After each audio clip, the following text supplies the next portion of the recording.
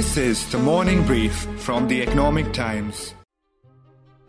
On a Tuesday evening in September 2001, several officials from the Ministry of Civil Aviation, representatives from the Tata Group, and a few senior investment bankers were sitting at the ministry office.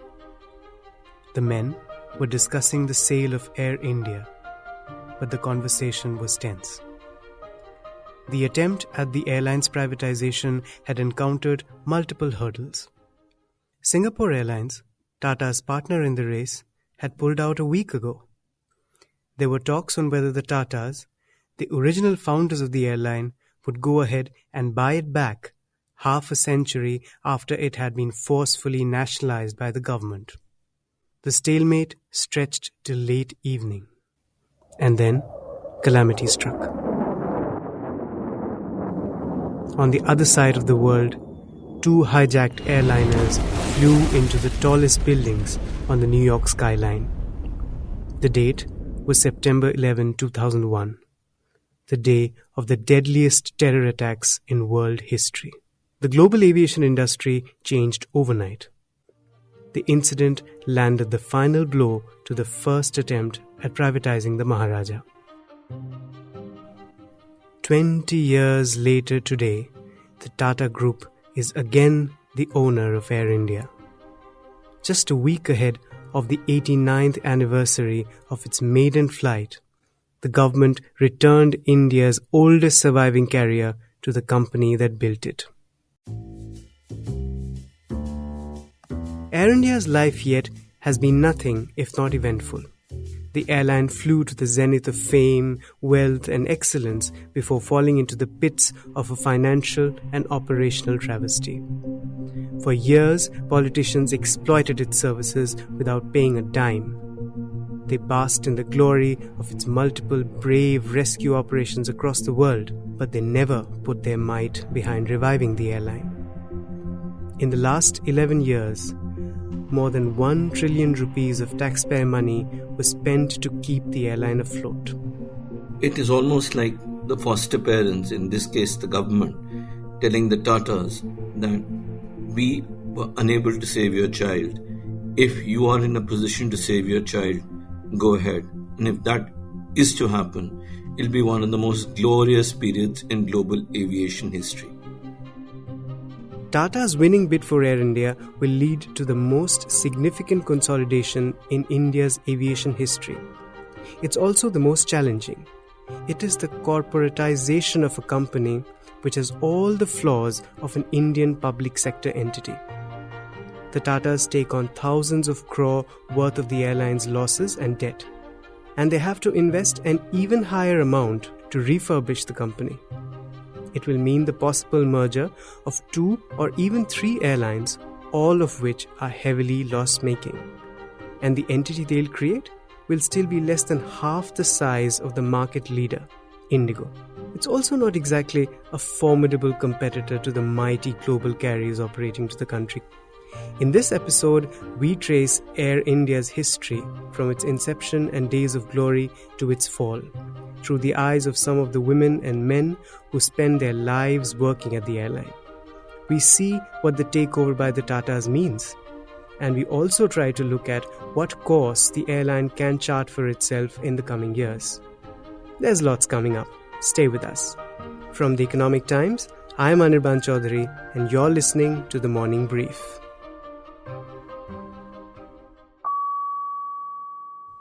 Chapter 1: Heavyweight Boxers, Supermodels, and Baby Elephants. Because after all that I've done in my life, except perhaps in creating Air India from scratch, from a little mail airline, I haven't done personally anything of I've never created anything entirely new. One cold December morning in 1903, 2 bicycle mechanics, Wilbur and Orville Wright, tested the first aircraft in the history of mankind. 7 months after that, J.R.D. Tata was born. In 1929, days after the first flying club had opened in Bombay, JRD signed up and became the first qualified pilot from India. His was a family of aviators. JRD's two sisters were the first women pilots in the country. Around that time, there was a man called Neville Vincent, a fighter pilot and a heavyweight boxer with the British Royal Air Force. Legend has it that during the First World War, he lifted the rear of a plane barehanded and rotated it while his pilot fired at the enemy. Vincent came to India and saw the immense scope for setting up an airline here that would carry postal mail. He met JRD just 4 weeks after the latter got his pilot license, and the two drew up plans of setting up an airline. It wasn't easy for JRD to persuade the then chairman Dorabji Tata to fund his plan. But the old man eventually gave in, and Tata Airlines was formed with the initial investment of rupees 2 lakh. This airline would later become Air India. Interestingly, the person deputed by the Tatas to work out the details of the new airline was a man called J.A.D. Nauroji, the grandson of the great statesman Dadabhai Nauroji. JRD bought 2 de Havilland Pasmoth aircraft from England, so named because their creator was a collector of moths. Fun fact, these planes, technically Air India's first, were so small that Tata and his wife brought them back to India on a ship as their personal cargo. And it gets better. Planes were then loaded on, wait for it, a bullock cart to be carried to the Juhu mudflats from where they would operate. You see, Bombay in those days had no aerodrome. On October 15, 1932, Tata Airlines operated its first flight ferrying mail from Karachi to Bombay. The plane could seat 1 passenger behind the pilot, surrounded by piles of mail. The pilot communicated with the passenger by passing chits. The cockpit was open-topped, and on his first flight, JRD had to kill a bird that flew into it with his bare hands. Any video from those flights would look like rushes from a Buster Keaton movie.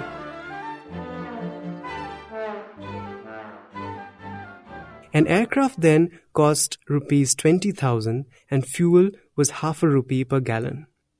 Rich businessmen chartered the sole passenger seat for rupees 50.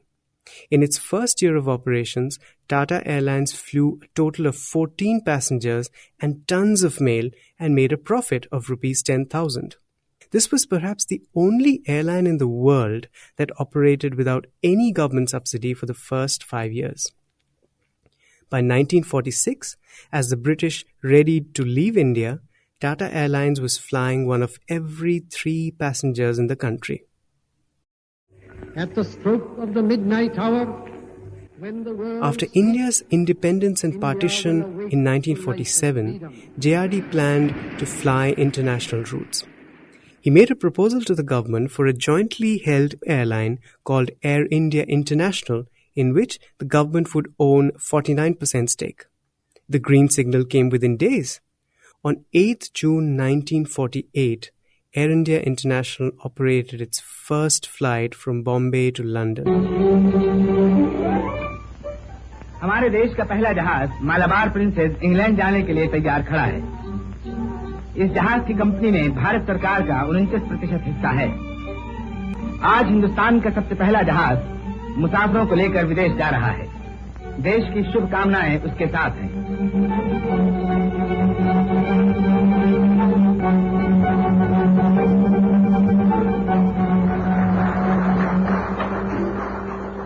The Malabar Princess. It was the first regular service by an Asian airline to link the East and the West. 2 years later, the Malabar Princess crashed into the Mont Blanc, France. As an airline chief, JRD was a stickler for passenger experience and had an eye on every single detail in the aircraft. In a letter to a board member once, he wrote, and I quote, "Any change in anything that a passenger sees, listens to, eats, or uses on board is to be subject to my approval." End quote. And when it came to his airline, he wouldn't take orders from anyone. not even the high and mighty in the government. I remember as a junior officer sitting in head office, a letter came from a member of parliament. Why do you serve caviar in first class? This is not done, it's not Indian enough. Back came the reply from J.R.D. Tata. We know what's good for the airline. Please allow us to do our job. End of the story. That was Michael Mascarenhas, one of the most prolific veterans at Air India, its marketing frontman for 34 years, who rose through the ranks and retired as its managing director in 2001. While we do most interviews online, Mascarenhas insisted that we speak to him in person in his plush Cuff Parade house in Mumbai over chilled mugs of beer. The first voice you heard? That was Ashwini Fadnis, a veteran journalist who's been covering the sector for 22 years with various publications. In this episode, you will also hear S. Venkat, another Air India veteran who gave it 4 decades of service and rose to be its director of finance. Venkat is the human equivalent of our world in data, at least as far as Air India is concerned. If you want to get the minutest financial details of the airline in the last half century, Venkat is your man. We also spoke with Uttara Parikh, who was responsible for everything to do with the Air India brand for more than 3 decades, and Nargis Wadia, one of the airline's first graphic designers who made brilliant, debonair and often outrageous posters for it. I will introduce them to you as we go along. A close aide of JRD was Bobby Kuka. An Oxford graduate, Kuka joined Air India in 1938 for a monthly salary of ₹100. He and art director Jal Kawasji created the Air India Maharajah, easily the most enduring mascot of Indian brands. Here's how Uttara Parikh remembers her days of working with Kuka. The office timing was 9:15. If my phone rang at 9:16, I knew it was Mr. Kuka.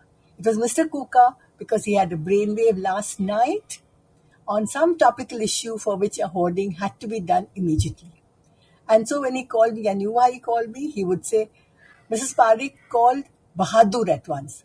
Bahadur was the artist in J. Walter Thompson, which was an advertising agency, who used to actually translate Mr. Kuka's ideas into visuals. While the artwork was being done, my job was to phone Criado. Who was Criado? Criado was the painter who used to paint our hoardings. At that time, we had a hoarding only at Kemp's Corner. Subsequently, we had this big hoarding at Nariman Point. And those days, he would actually get onto a scaffolding, climb up and hand paint the hoarding. By the end of the day, Mr. Kuka's brainwave had worked and the hoarding would be up topical as you can imagine. And here's how Nargis Wadia remembers her assignments at the airline. I was one of the first 3-4 artists to be starting on the campaign in Air India, that is in-house art studio. My main work was designing posters for international destinations. Our brief was not to follow the path of other airlines, and we could also be very uninhibited in our colors and our depictions. So one of my posters, which was for Paris, which depicted the can-can dancers and their leotard legs, and I used those legs to write the word Paris. Unfortunately, what was the problem with that when I designed it was that I had used the head of the Maharajah as the dot of the I in the word Paris. Now, that was very popular, but there were some very, old-fashioned people in the parliament, and they said, how can you have the Maharaja's head ogling at the legs of these ladies who were in leotards? I was very silly, and Mr. Kuka and I think Mr. Tata also tried to talk them out of it, but they said, no, you have to remove the head of the Maharaja. J.R.D. Tata also started the practice of buying paintings, masterpieces that would adorn the offices of Air India across the world.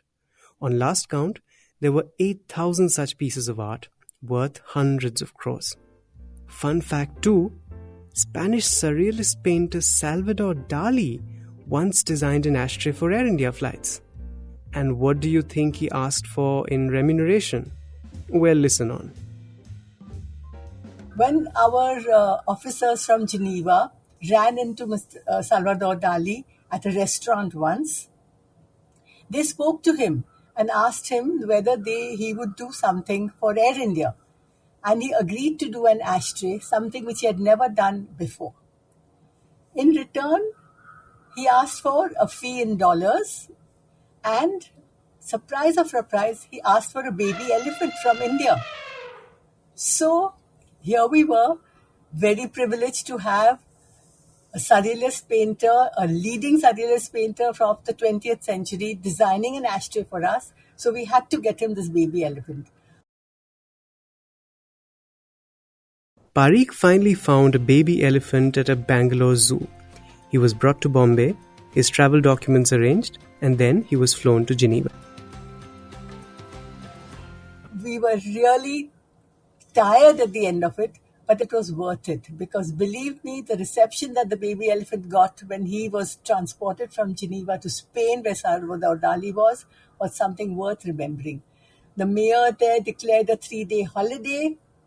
Everybody celebrated, they had champagne, and Salvador Dali called the elephant Saras, and he kept him with him for a while before handing over to the zoo over there. In the early 1950s, the government decided to award as many as 14 new airline licenses. This was too many, given the limited demand and infrastructure of that time. All the new airlines made losses, and some went bust. The government hurriedly decided that all airlines would be merged into one entity and nationalized. This was despite J.R.D. Tata's vehement opposition. He finally convinced the government to keep Air India International, or simply Air India, a separate airline. He became its chairman. The merged domestic carrier was called Indian Airlines. You're amongst your own with Indian Airlines. The nationalization happened on August 1, 1953. The money offered to the Tatas by the government then was rupees 2.8 crore. Even in those days, an example of tremendous devaluation. Now, the Tatas have valued Air India at rupees 18,000 crore. While the nationalization was a setback, JRD as Air India chairman continued to expand the airline. It was a name to reckon with despite tough competition from the global behemoths TWA, Pan Am and BOAC, which later became British Airways. In the 60s and 70s, being an air hostess at Air India was the most glamorous profession to be in.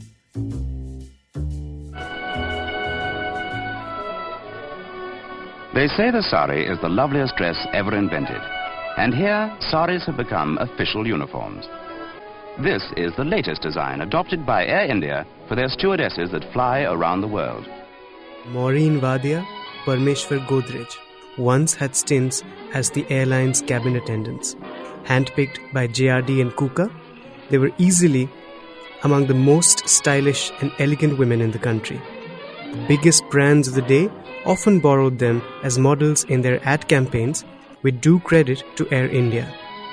They were style icons, the original supermodels. And if you get the Namaste greeting, the traditional Hindu way of saying happy landings, you'll be one of those contented people who know that they haven't missed the bus. Our girls in their fetching oriental uniforms drive off with a coachload of passengers. For 47 years, J.R.D. Tata headed the airline and steered it to great heights without taking any salary for it. But despite the airline's enduring success under J.R.D., he was abruptly removed as the airline's chairman in 1978 by then PM Morarji Desai. February 1978, when Mr. Morarji Desai fired me. He didn't inform me for about 10 or 12 days later, when I got a letter thanking me for my services to aviation. But I learnt it from the man whom he appointed as my successor. Chapter 2: Saddam Hussein, Raj Kapoor, and Fleeing Singaporeans. It was in 1988, in the 46 years between nationalization and the government's first attempt at privatizing it again, the national carriers were profitable for 39. Venkat, the numbers man, told me. The product was great, the brand was reputable, competition was low, and the Gulf labor traffic, the airline's cash cow for years, had just begun to boom. Trouble from employee unions was still manageable. In fact, Air India posted a net profit of Rs 333 crore in FY92, still a record. The airline usually had Rs 1,500 crore to Rs 2,000 crore of cash in its reserves. Debt was low. I knew that we had not borrowed for working capital at that point of time, but the debt levels were less than about 3,000 crores or something. That's Venkat. Such was its stature that once European plane maker Airbus custom-made an aircraft for it. It was in 1989, if I remember correctly, that Indian Airlines got the Airbus 320, and it was called it was a variety that was made only for Indian Airlines because it had the 4 bogie, which is basically it had 4 wheels, which allowed the aircraft to land in any runway in the country. It's historical that Indian Airlines was the only airline in the world for which these aircraft were made. The fact that Air India mounted daring rescue operations also helped its reputation. One of them was the 1990 evacuation of 170,000 Indians stuck in Kuwait just as it was being invaded by Iraqi dictator Saddam Hussein. The nearest airport was in Amman, Jordan. People came in hordes in cars, scooters, cycles, and on foot to be flown to India. Michael Mascarenhas was then posted in Dubai as Air India's regional director for the Gulf and Midwest. It was he who oversaw the operations. While the Jordanians were generally cooperative, they needed a little bit of let's say motivation to go easy on the immigration rules for the Indians. Mascarenhas and his team found an ingenious way to convince them. They were very strict first. They wanted immigration, customs. After a couple of days, I told them, listen, these people want to leave. What do you want to have immigration for? Why do you want to customs? They're running away with nothing on, apart the shirt on their back. What customs are you going to do? But for that to sink in takes some time. So that is a major change. They said, but we want some favor from you. What can I give you sitting here? Very simple. You know Raj Kapoor? They asked me. I said, yes, I know him. He wants some of his own films. Okay, done. We'll get it for you. Next day some other guy comes and says, I want all the old songs. I said, do you know the songs? Yes. Main Awara Hoon. You won't believe it. The next day, all the films you could muster in Bombay, we had to go to Bandi Bazaar to somewhere. That, all the songs you came and gave it. They were thrilled. Up to today, I can hear them singing, Main Awara Hoon. Awara Hoon, Awara Hoon. So in those days, Air India was a cash-rich business with an enviable reputation and the finest service. Truly a Maharaja. Then where did it all go wrong? The downturn started gradually from the mid-90s. The airline signed some controversial aircraft leasing agreements, some of which even attracted probes by the CBI. Also, competition intensified with foreign airlines such as Emirates coming into the Indian skies with financial muscle and spanking new aircraft. Air India lost market share and began to make losses. It was in this background that the Atal Bihari Vajpayee government decided to make the first attempt at privatizing Air India. At that time, 40% of the stake of Air India was to be given to the bidding party. That's because at that time the rules only allowed foreign airlines to take up to 40% in a domestic airline. Ashwini is referring to the year 2001. That was the first real attempt at privatization. According to a parliamentary committee report of that time, the government wanted to raise rupees 10,000 crore from the sale. There was some enthusiasm in the beginning from names such as Emirates and Virgin Atlantic. Eventually, however, merely two entities put in their bids: a consortium of Tatas and Singapore Airlines, and the Hindujas, the owners of truck maker Ashok Leyland. But the attempt was doomed from the very beginning. Segments within the government itself were divided on the prospects of privatization. The staunchest opposition, ironically, came from the aviation ministry itself. The person heading the ministry at that time was a socialist called Sharad Yadav, who is said to have been dead against the entire process of divesting a state-owned enterprise like Air India. Now, when you get a cue like this from your minister, the officials in Air India started to drag their feet. And Singapore Airlines, it must be said, spent a lot of time and money in the attempt to try and get a stake of Air India. I remember a number of their employees who had come to do due diligence of Air India. 6-8 months they were holed up in ITC Maurya trying to do the due diligence. They were being stonewalled literally at every step. Eventually Singapore Airlines realized that this is going nowhere and they decided to pull out. There was also furious lobbying by the incumbent airlines. Several employees got caught in the crossfire. Mascarenhas was one of them. He was suspended on a false case, although later exonerated for a day before he retired. Then came the 9/11 attacks, whose repercussions on the global aviation and travel industry put an end to the first attempt at Air India's divestment. Thereafter, it was all downhill. After more than a decade of using old aircraft, between December 2005 and early 2006, Air India placed an order for 111 planes for $11 billion. Much needed, but too late. And too expensive. Later, the government's accountant, the Comptroller and Auditor General probed the deal and said that the expensive purchase hurt an already ailing carrier. The following year, in 2007, the two airlines were merged. That has been called the worst move in the history of Air India and Indian Airlines. Apart from several other issues, it aggravated labor problems by forcefully trying to integrate two completely disparate employee groups under different pay structures, hierarchy, and rules of career progression. This led to frequent strikes, deeply impacting operations year after year. The worst thing which could have happened was you decide to integrate the two airlines in 2007. Different people, different culture, different aircraft, different routes. That was the death knell of the company.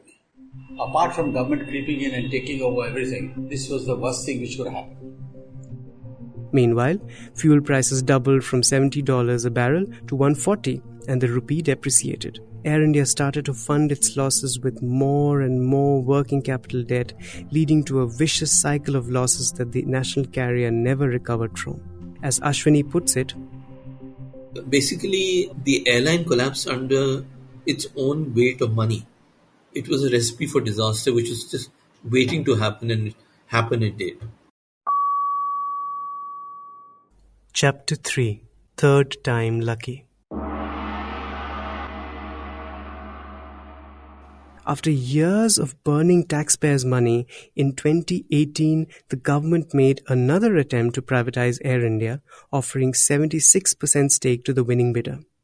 It didn't get a single bid. No industrialist wanted to share ownership with the government. In the latest privatization attempt in 2020, the government put all of Air India on the block. And it made multiple revisions to the initial offer, tackling three key issues: debt and dues, rentals, and lease costs. The Tatas are paying rupees 18,000 crore for the airline, taking on just a fourth of its debt and almost none of its other dues and costly real estate assets. The transaction will be completed by December. But what after that? Despite the government making it easy, the conglomerate is getting a company which has accumulated losses of rupees 83,916 crore. Add to that a massively inflated cost structure. I think the bidder who gets Air India would have to spend some amount on the refurbishment of the fleet, because this fleet was acquired way back in 2009.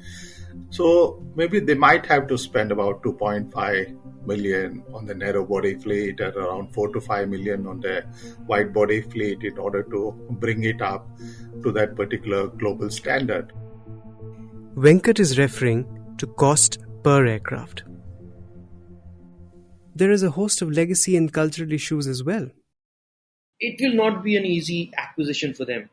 The biggest problem that Tata Group will face post Air India would be to integrate a government-run airline into their own way of running business. A government airline have a totally different structure, have a totally different way of functioning. So how will the existing employee start working with this whole new setup is something that won't be easy for the Tata Group to actually bring that cultural change in Air India. That's Mihir Mishra, my colleague at ET and an ace aviation and policy reporter. Air India will be merged with Tata's subsidiary Air Asia India. The Tatas have another joint venture, Vistara, with Singapore Airlines, which has been a very reluctant partner in this whole Air India deal. In FY21, Vistara and AirAsia India posted a combined loss of more than rupees 3,200 crore, which adds to Air India's 10,000 crore. The combined domestic passenger market share of all three after synergies would be less than 25%. In comparison, market leader Indigo controls 57% of India's domestic air traffic. Well, there are many pros too. Air India operates a huge network. I mean, it was the largest Indian carrier in the long-haul international space, which is where Tata's plan to expand. Plus, Air India is also a much bigger airline in the domestic sector in terms of network. They have key slots at Delhi Airport, Bombay Airport, and various other airports. Then there is also Air India Express, which Air Asia India will be merged into. Air India Express is a profitable entity in the Air India group and operates profitable short-haul international flights to the Middle East, to various countries in Southeast Asia. Plus, the combined entity will be a member of the global airline group Star Alliance, which gives it access to 26 member airlines with networks spanning the length and breadth of the world. Globally, airline privatizations have had mixed results. British Airways, the first inspiration for the Air India privatization, was a huge success. Most privatizations in Europe in those days were done through IPOs, and British Airways was oversubscribed 11 times in 1987. Another successful example was of Australian carrier Qantas. On the other hand, Malaysian Airlines was privatized in the 90s, but the government took back full control of it in 2014 following its long spate of losses. Similarly, Japan Airlines was privatized in 1987, but later went bankrupt and had to be bailed out by the government in 2010. Also, what of the Air India brand? With the new generation of consumers getting increasingly brand agnostic, does the Maharaja have any relevance? Piyush Pandey, Executive Chairman of Ogilvy India, tells me that consumers being brand agnostic is a myth. He tells me that the Maharaja will be only as good as what the Tatas do with Air India as a product. Here's what Agnello Diaz, founder of ad agency Taproot Dentsu, has to say.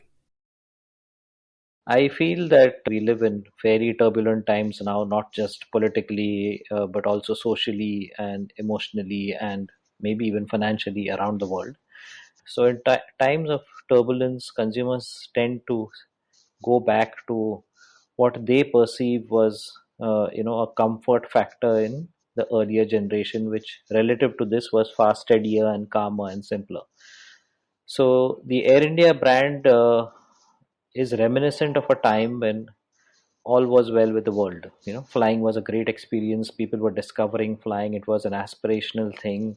All of those values, actually, the brand still carries, irrespective of the deterioration in the product over the years since it changed hands from the Tatas. Somehow, the Tatas are associated with those earlier values and not with the current Air India, and therefore it's an opportunity, I would say, for Tatas to bring back those values associated with that brand of those times with them, because consumers today seek that because of the times we live in.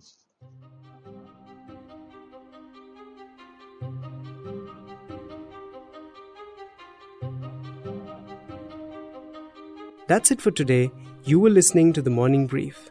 This episode was produced and coordinated by my colleague Nehal Chaliawala. Michael Mascarenas was interviewed by Shashwat Mohanty. The sound producers of this episode were Varun Kapahi and Swati Joshi from Awaz.com. This episode cites extensively from the book Beyond the Last Blue Mountain, R.M. Lala's biography of J.R.D. Tata. It's highly recommended. Do read it. The Morning Brief airs on Tuesdays, Thursdays, and Fridays. Do write in with your feedback at themorningbreef@timesgroup.com. Thank you and have a great day. All clips used in this episode belong to their respective owners. Credits are given in the description.